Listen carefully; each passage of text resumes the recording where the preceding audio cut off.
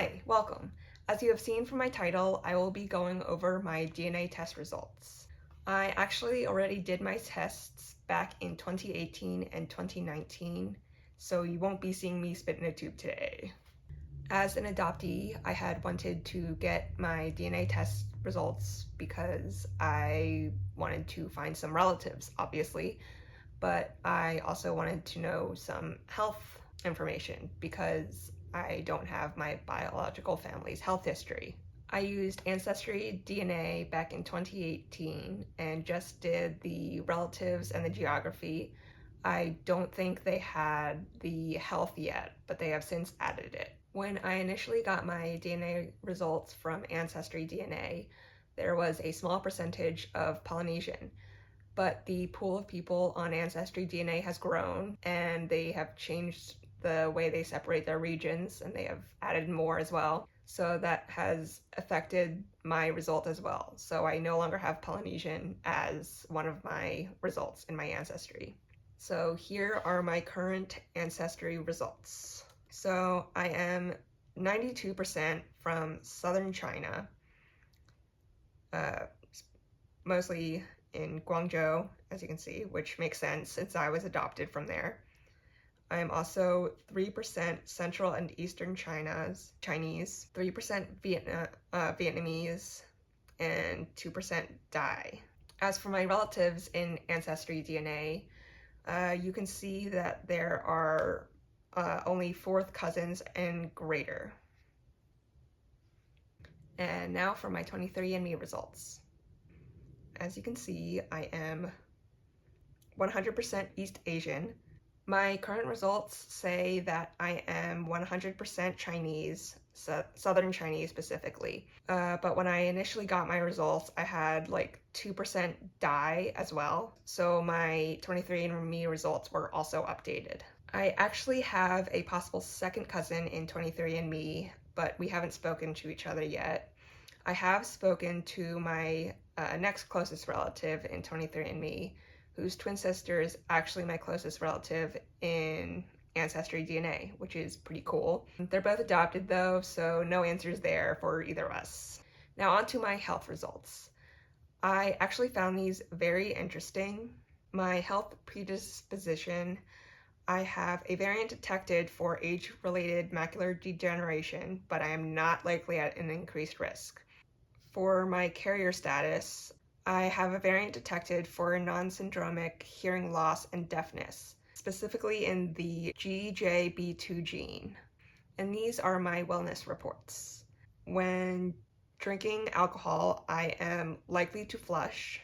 Caffeine consumption, I am likely to consume more. Deep sleep, I am less likely to be a deep sleeper. Genetic weight, predisposed to weigh about average. Lactose intolerance, likely intolerant. Muscle composition, common in elite power athletes. Saturated fat and weight, likely similar weight. Sleep movement, likely average or less movement. And these are my traits. My physical features, there's a 52% chance I don't have dimples. There is an 88% chance I do not have a cleft chin. 62% chance that I have had dandruff. 84% chance that I have detached earlobes. 81% chance that I have dry, flaky earwax. My eye color, 75% is dark brown. Finger length ratio, 59% chance your ring finger is longer than your index finger. I don't know. Kind of hard to tell. They're kind of the same. 63% chance you have few, if any, freckles.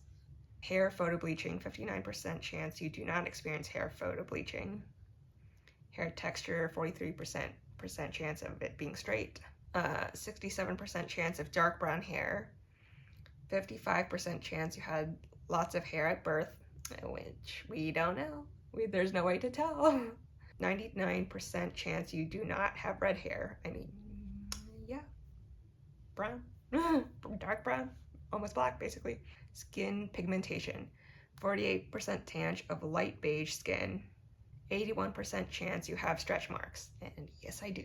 65% chance you have a longer big toe, which yeah I do. They break my socks all the time. 55% chance you have a little bit of a unibrow. 72% chance you do not have a widow's peak. Taste and smell. Asparagus odor detection. Likely can smell. Bitter taste.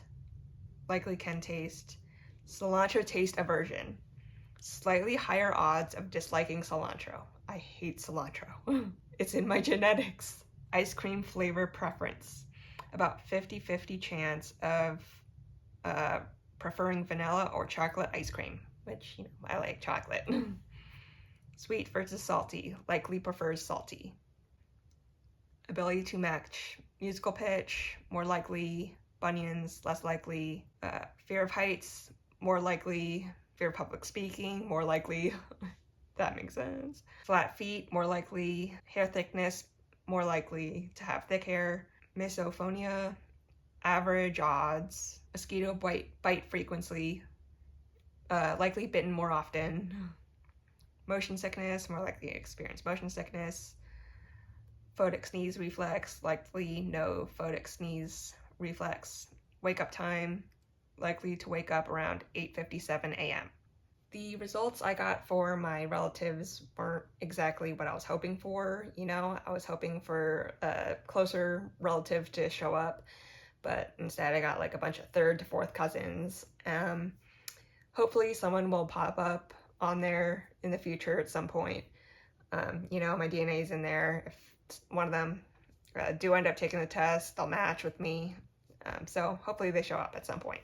I found my health results to be helpful, and I really enjoyed the wellness and traits, especially because I was matching them with, like, I was looking at my real life and matching them with what the results were saying and everything, and that was kind of interesting and fun. All right, that is all for today. If you guys have done a DNA test, what was the most interesting thing you have discovered? And if you're thinking about taking a DNA test, what is something you're interested in learning about? Thanks for watching, and see you in the next video. Bye!